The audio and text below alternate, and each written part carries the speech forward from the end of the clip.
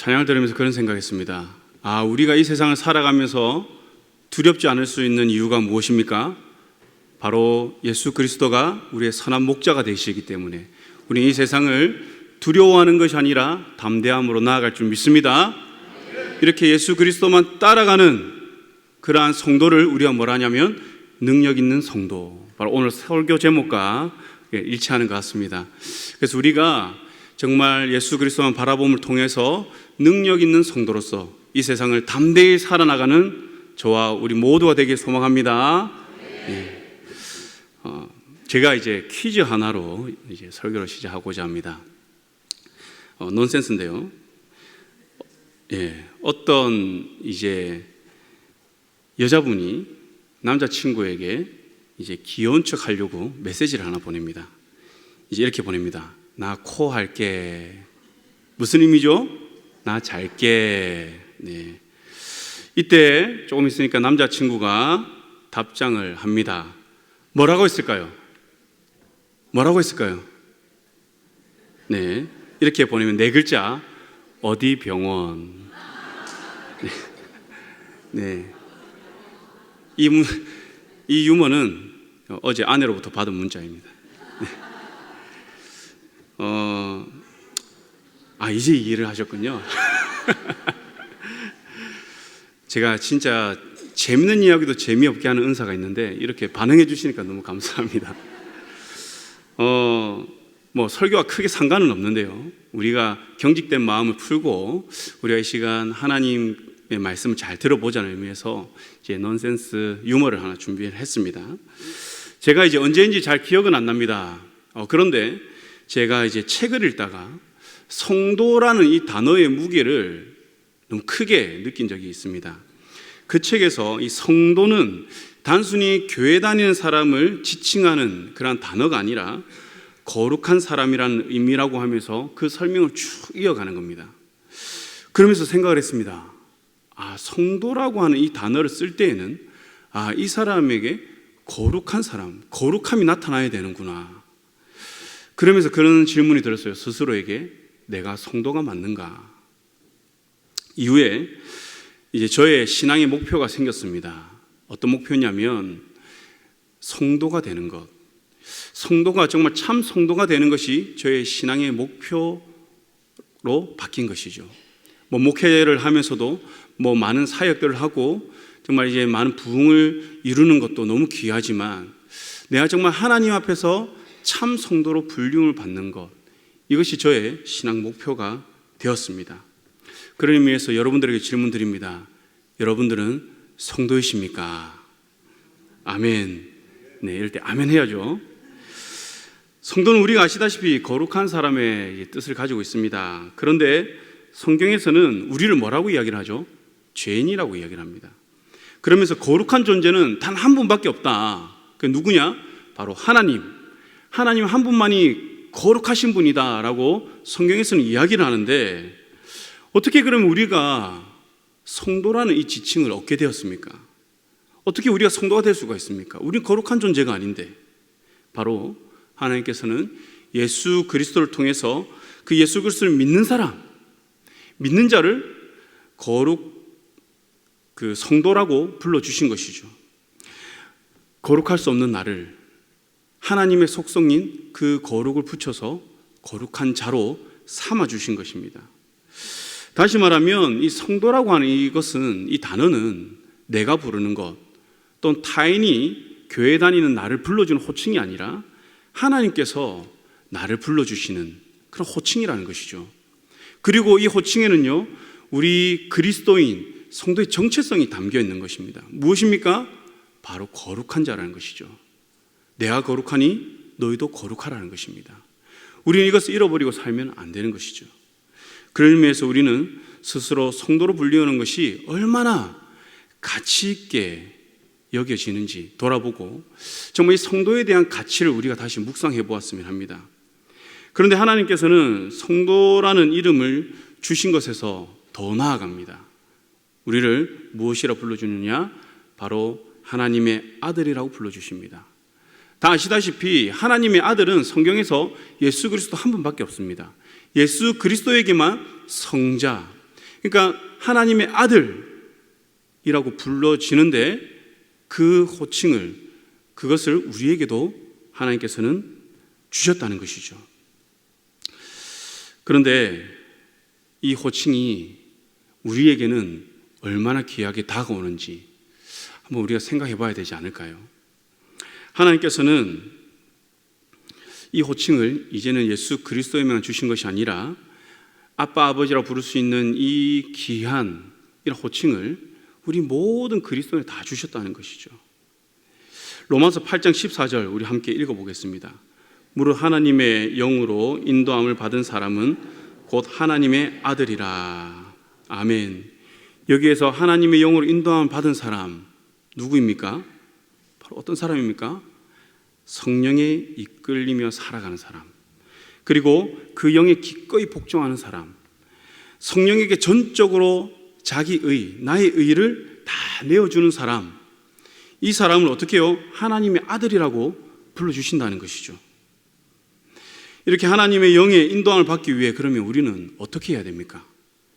오직 하나님의 아들 예수 그리스도를 믿음으로 하나님께 우리 나아갈 수 있습니다. 그리고 내가 예수 그리스도를 통해 죽을 수밖에 없는 죄인임을 깨닫고 예수를 나의 구주로 삼을 때 우리는 하나님의 영의 이끌림을 받을 수가 있는 것이죠. 이렇게 하나님의 영의 이끌림을 받은 사람이 바로 누구냐? 바로 저와 여러분들, 바로 성도라는 것입니다. 그리고 예수 그리스도에게만 허락하신 이 아빠 아버지를 우리 성도에게 허락하신 것이죠. 우리 갈라디아서 4장 6절 우리 한번 읽어보겠습니다. 시작. 너희가 아들이므로 하나님이 그 아들의 영을 우리 마음 가운데 보내사 아빠 아버지라 부르게 하셨느니라. 아멘.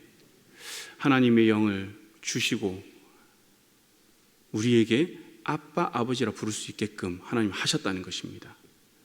너희가 아들이므로, 우리가 누구이기 때문에 우리가 아들이므로, 예수 그리스도만은 하나님의 아들이 아니라 우리 역시 그 예수 그리스도를 믿음으로 인해서 우리는 하나님의 아들이 된 줄 믿습니다.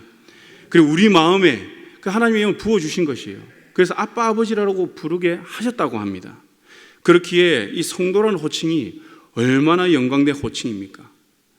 이 자리에 있는 모든 분도 사람들이 불러주는 호칭이 아니라 하나님이 불러주는 그 성도의 그 삶을 살아가길 축복합니다. 그런데 하나님께서는 성도라 불러만 주는 것이 아니라 무엇도 함께 주시느냐? 바로 능력도 함께 주신 것입니다. 성도에게는요, 분명 능력이 있습니다. 근데 우리가 그것을 잘 모르고 살아가는 것 같아요. 이 능력이라는 단어는요, 디나미스라는 뜻을 가지고 있습니다. 어떤 일을 성취할 만한 능력과 그리고 체력, 그리고 군대, 전투력, 정치력, 이러한 것들을 의미합니다. 신약 성경에서는요, 이 디나미스를 하나님의 능력으로 말하고 있고 또 성령의 선물과 같은 의미로 이 디나미스라는 단어를 사용합니다. 그래서 마태복음 12장 18절에서 보면요, 내가 내 영을 그에게 줄 터이니 그가 심판을 이방인에게 알게 하리라 라고 하면서 하나님께서 내 영, 성령이죠, 이 성령을 예수에게 주신다고 이야기를 합니다. 예수에게 줌을 통해서 예수님은 무엇을 선포합니까? 심판을 이방에 알리게 한다는 거예요. 예수님이 얼마나 많은 능력을 가지고 있습니까? 그런데 이 능력의 원천이 어디에 있느냐? 바로 하나님에게 있다는 것이죠. 하나님이 그 성령을 예수에게 주셨기 때문에 예수님께서는요, 그 모든 사역 가운데서 병도 고치시고 귀신도 쫓아내시고 죽은 자를 살리시는, 이를 통해서 복음을 전하는 그 귀한 사역을 하실 수가 있었던 것입니다. 그리고 요한복음 5장 19절에 보면요, 아들이 아버지 없이는 아무것도 할 수 없었다라고 말씀합니다. 무슨 말입니까? 예수님의 이 능력의 원천이 누구에게요? 바로 하나님에게. 예수님 혼자서 내가 능력이 있어서 행한 것이 아니라 바로 성부 하나님의 능력이 나의 능력이 되어서 이 모든 것들을 할 수 있었다는 것이죠. 이를 통해서 우리가 알 수 있는 것은 무엇입니까? 우리도 그 하나님의 영을 받은 사람이잖아요. 하나님의 영을 받았기에 우리도 이 하나님의 능력이 우리에게 있는 줄 믿습니다. 하나님의 능력이 우리를 통해서 나오는 것을 믿으시기 바랍니다. 그렇기 때문에 우리는요, 이 능력을 가지고 이 세상을 살아갈 수가 있는 거예요. 좀 전에 찬양한 것처럼 우리가 여호와가 나의 목자, 선한 목자가 되시기 때문에 내가 그 목자를 바라보고 살아갈 때에 이 세상을 우리가 두려워하는 것이 아니라, 사망이 몰려오더라도 우리가 두려워 떠는 것이 아니라 담대함으로 우리가 나아갈 수 있다는 것이죠. 왜요? 내가 능력이 있는 것이 아니라 내 안에 계신 그 영, 성령, 그 하나님의 능력이 내 안에 있기 때문입니다. 그리고 하나님께서는 그 능력을 예수님께서도 그렇게 했던 것처럼 하나님과 교제함으로 하나님과 하나 될 때에 하나님은 그 능력을 우리에게 주신다는 것이죠. 사랑하는 성도 여러분, 이러한 능력을 사모하십니까? 네. 그런데 이 능력이 우리에게 없는 것처럼 우리는 살아가는 것 같아요. 이미 주어졌는데, 이미 디나미스, 하나님 능력이 우리에게 주어졌는데, 우리의 삶을 보면요, 마치 하나님의 영이 우리와 함께 없는 것, 함께 하지 않는 것처럼, 하나님 능력이 나에게 없는 것처럼 우리가 살아간다는 것이죠.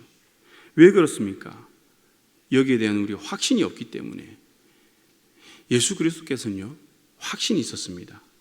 그 확신 가운데, 하나님과 깊은 교제 가운데 예수님은 함께 있었던 거예요. 그래서 예수님의 이 모든 사역 가운데는 어떻게 해요? 습관에 따라 기도하러 가시는 거죠. 하나님께 묻고 하나님 뜻에 순복하기 위해서 예수님은 이 땅에서 그렇게 살아가셨던 겁니다. 우리도 하나님과 이렇게 깊이 교제할 때에, 하나님 믿음으로 우리가 교제할 때에 우리가 아빠 아버지라 부르며 우리가 능력 있는 성도로 살아가는 줄 믿습니다. 그렇다면 우리에게 주어진 이 능력으로 우리는 무엇을 해야 됩니까? 이 어떤 목적으로 우리에게 이 능력을 주었습니까? 누가복음 5장 20절 말씀을 보면요, 예수님께서 한 중풍병자를 고치면서 뭐라고 하시냐면, 그들의 믿음을 보시고 이르시되 이 사람아 내 죄사함을 받았느니라 라고 합니다. 이 사람아, 무엇을 보시고요? 믿음을 보시고. 이 말씀은 예수님께서 당시 하나님만이 죄사함의 능력이 있는데 지금 나에게 그 능력이 있다라고 선포를 하는 겁니다. 그 시대 사상에 정면으로 도전하는 말씀이죠. 그런데 어떻습니까? 거짓입니까? 아니죠. 많은 사람들은요, 자기의 사상, 내가 지금까지 가져온 그 전통, 신앙의 전통에 우리가 휩싸여 있어서 거기서 벗어나지 못해서 이미 우리에게 오신 그 메시아 예수 그리스도, 하나님의 능력, 죄사함의 이 능력이 주어진 것을 우리가 모르고 살아간다는 것이죠. 우리가 다 아시다시피 우리 인간의 본질적인 문제는 어디에서 출발합니까? 바로 죄에서 출발하죠. 그래서 예수님도 이 죄의 문제를 해결하시기 위해서 어떻게 이 땅에 오신 겁니다. 이 죄사함의 능력을 통해서 하나님은 우리에게 구원을 은혜로 주셨습니다. 내가 어떤 노력을 받은 것이 아니라 하나님의 온전한 은혜로. 그래서 우리는요, 누구도 이 구원을 자랑할 수가 없는 것이죠. 그래서 바울은 오늘 본문 23절에서 우리는 십자가에 못 박힌 그리스도를 전한다라고 이야기를 합니다. 왜 그렇습니까? 바울이 얼마나 뛰어난 사람입니까? 그가 말할 것이 얼마나 많이 있습니까? 얼마나 지식적으로 충만한 사람입니까? 근데 그는요, 자랑할 것이 십자가밖에 없다는 거예요. 그래서 갈라디아서에서도 그렇게 이야기를 하죠. 내게는 우리 주 예수 그리스도의 십자가 외에 결코 자랑할 것이 없다. 결코 자랑할 것이 없다는 거예요. 왜 그렇습니까? 예수 그리스도를 믿고 그 복음의 능력을 경험하니 세상에 그 어떠한 것도 무가치해진 것이죠. 진정한 가치를 깨닫게 된 것입니다. 그렇기 때문에 이것만을 자랑하고 그는 살아간 것이죠. 한평생 그는 복음에 붙들린 자로서, 그 복음의 능력을 행하는 자로서 그는 살아갈 수 있었던 것입니다. 바울에게 능력이 있어서 그런 게 아닙니다. 바울에게 능력이 있어서 그가 어떠한 기적을 행한 것이 아니라는 것이죠. 그가 믿은 그 복음, 그 예수 그리스도, 이걸 믿음으로 인해서 하나님의 영이 그에게 임함으로 하나님의 능력이 바울을 통해 나타난 것이죠. 하나님께서요, 우리에게 그 능력을 주신 이유가 무엇입니까?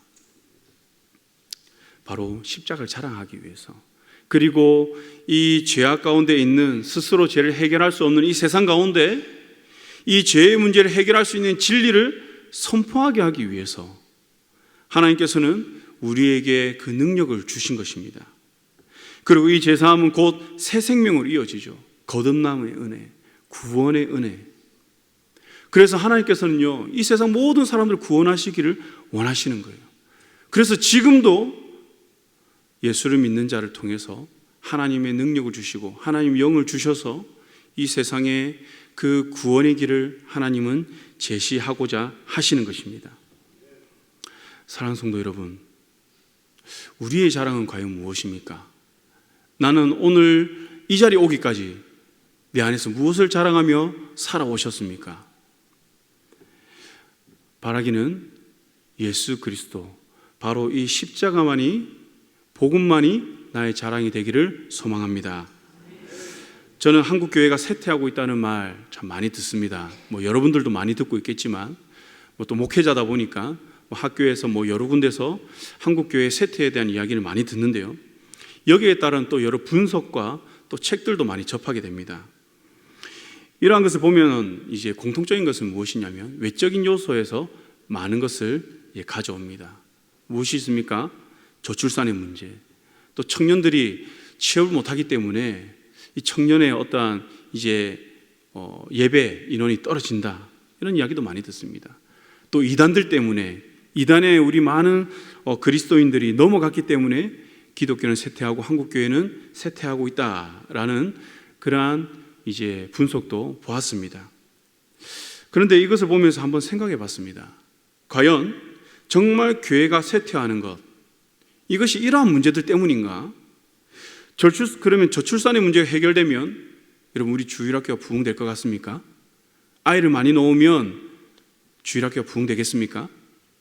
청년 실업의 문제가 해결되면 우리 청년부가 부흥할 것 같습니까?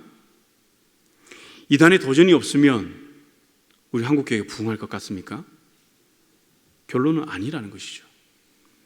지금까지 교회사를 보면요, 이보다 더한 일들이 많았습니다. 전쟁을 통해서 많은 아이와 남자들이 죽은 일도 있었고요, 경제가 어려운 것이 아니라 나라를 잃었을 때도 있습니다. 기독교 역사 속에서는요, 이단의 도전이 없었던 때가 없습니다. 우리가 성경을 보면 어떻습니까? 초대교회에도 이단 사상이 교회에 들어와서 그 교회를 어지럽히는 거예요. 많은 성도들이 거기에 넘어갑니다. 그런데 어떻습니까? 그런 상황 가운데서도, 부흥할 수 없는 그 조건 속에서도 교회는 성장하고 부흥했습니다. 복음이 확장되었습니다. 왜 그랬을까요? 그 이유가 어디에 있을까요? 바로 예수를 믿는 성도가 그 성도의 가치관을 가지고 살았기 때문입니다. 세상에서는 그 거리끼는 것, 미련한 것으로 보여지는 그 십자가의 도를 우리는 이것이 전부다, 이것이 나의 자랑이다 라고 삼고 우리 모든 성도가 살아갔기 때문에 한국교회는 부흥할 수 있었고요, 이 세계 모든 기독교는 복음의 확장을 누릴 수가 있었던 것입니다. 초대교회 고린도 지역도 그렇습니다. 오늘 말씀 보면요, 유대인들이 무엇을 구한다 하죠? 표적을 구합니다. 무슨 표적입니까? 메시아의 표적. 이들은 율법 준수를 목숨처럼 여기며 신앙을 지키고 살아갔습니다. 그리고 메시아를 기다리고 있습니다. 지금 이 시간도 유대인들은요, 유대교 사람들은 메시아를 기다리고 있습니다. 그렇게 이들은 신앙의 전통이 아주 견고합니다. 그런데 이것 때문에 지금 메시아가 왔음에도 불구하고 그들은 그것을 바라보지 못하는 거예요. 헬라인들은 무엇을 찾는다고 이야기를 합니까? 지혜를 찾습니다. 당시 고린도 지역은 철학이 참 발달하였습니다. 당시 여러 헬라 철학자들이 많이 나왔습니다. 사도행전 17장을 보면요, 바울이 아테네 철학자들과 논쟁하는 부분이 나옵니다. 이 고린도 아테네는 거의 이제 바로 옆에 있기 때문에 그 도시의 모습, 도시 분위기는 비슷합니다. 그래서요, 철학이 참 발달한 도시였습니다. 그런데 여기서 무엇이라고 하냐면, 바울이 복음을 전하니까 물론 그것을 듣고 따라오는 사람도 있지만 말쟁이가 무슨 말을 하고자 하느냐라고 하면서 비아냥거리고 비웃는 사람들이 있습니다. 그리고 어떤 사람들은 이방신들을 전하는 사람인가 보다라고 하면서 그냥 듣고 흘리는 거예요. 이러한 반응도 이해가 됩니다. 예수의 죽으심과 부활을 전하는데 이것이 어떻게 받아들여지겠어요? 지성인들에게. 여러분들, 사람이 죽었다가 살아났습니다. 여러분 이해가 되십니까? 이것은요, 우리가 복음이 아니고서는 이해가 안 되는 부분이에요. 그런데 이 시대도 참 비슷합니다. 학문과 지식, 과학이 하루가 멀다고 발전합니다. 지금 이제 AI가 너무 발달되었죠. 그래서 이제 GPT라고 치면은 모든 자료를 수집해서 다 알려줍니다. 깔끔하게 정리해서요. 우리는 이런 시대를 살아가고 있습니다. 이런 시대에 이 복음을 전했을 때 이들에게 복음이 어떻게 다가오겠습니까? 정말 가치 있게 다가올까요? 아니라는 것이죠. 그 유행이 뒤떨어진 옛날 신화와 같은 이야기일 뿐입니다. 그 중요한 것은요, 이 사회가 어떻게 받아들이느냐가 아니라 나는 그러면 이 복음을 어떻게 받아들이고 난 누리고 있느냐는 것입니다. 이런 의미에서 저는 이 교회의 쇠퇴의 원인을 외부가 아닌 내부에서 찾아야 한다고 생각을 합니다. 교회에 합리주의가 들어오면서 하나님 말씀대로 우리가 가는 것이 아니라 합리적인 선택을 하는 거예요. 물질주의가 들어와서 교회는 치장하기에 바쁩니다. 물질 쌓는 것에 바쁩니다. 종교다원주의가 들어와서 바른 진리를 선포하지 못하게 됩니다. 인본주의가 들어오면서 인간의 행복과 현재적 삶에 모든 초점을 맞추고 있습니다. 개인주의가 교회에 들어와서 어떻게 됩니까? 그리스도의 몸된 교회를 위한 그 헌신한다는 그 개념이 사라지고 있어요. 이외에도 교회에는요, 너무 많은 세상의 사상들이 들어와 있습니다. 그렇다 보니 교회에 능력이 있습니까? 화려하고 커질지는 몰라도 능력을 상실한 것을 많이 보게 되죠. 그래서 오히려 세상의 지탄을 받고 세상의 조롱거리가 되었습니다. 부끄러운 십자가 된 것이죠. 그런데 이를 조금 더 깊이 생각을 해보면요, 우리는 교회를 어떻게 정의를 합니까? 건물로 정의하지 않죠. 성도들의 모임, 예수 그리스도를 믿는 그 성도들의 모임을 우리는 교회라고 우리는 정의합니다. 다시 말하면요, 교회의 쇠퇴와 타락은요, 성도의 쇠퇴와 그 타락을 의미한다는 것이죠. 우리 성도의 삶이 조금 전에 말씀드린 이 5가지 이 삶에 물들어 있기 때문에 교회는 쇠퇴한다는 것입니다.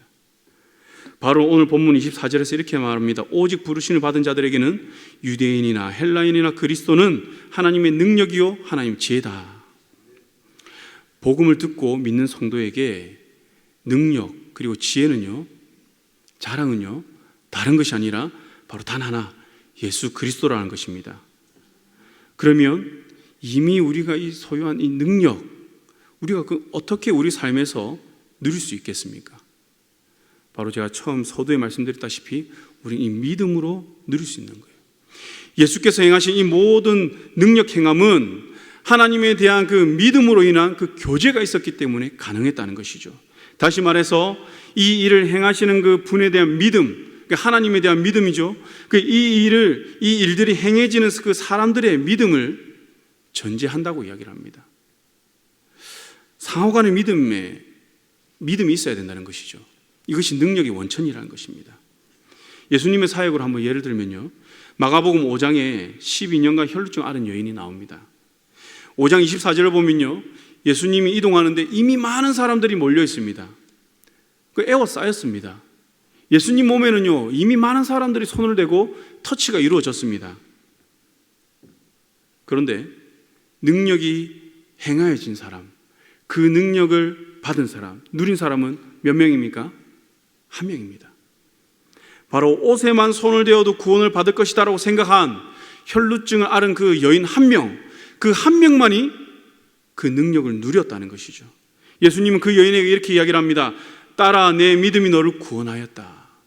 많은 사람들이 옷을 만졌지만 거기에서 구원받은 사람은요, 단 한 명이었습니다. 믿은 사람 그 한 명. 여러분, 우리는 어떤 모습으로 예수님께 나아가고 있습니까?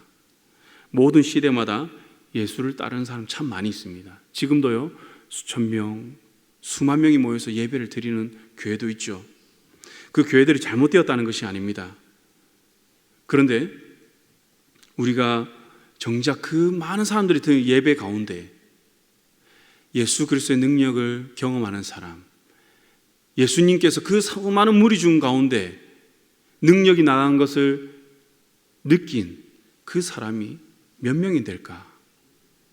우리가 한번 생각해 봐야 되겠죠. 예수님이 찾으시는 그 한 사람, 바로 그것이 내가 되어야 될 줄 믿습니다. 사랑하는 성도 여러분, 저와 여러분은 이미 능력이 있습니다. 그렇게 능력 없는 자로 살아가지 마시기 바랍니다. 능력 있는 자로서 담대하게 나아가시기 바랍니다.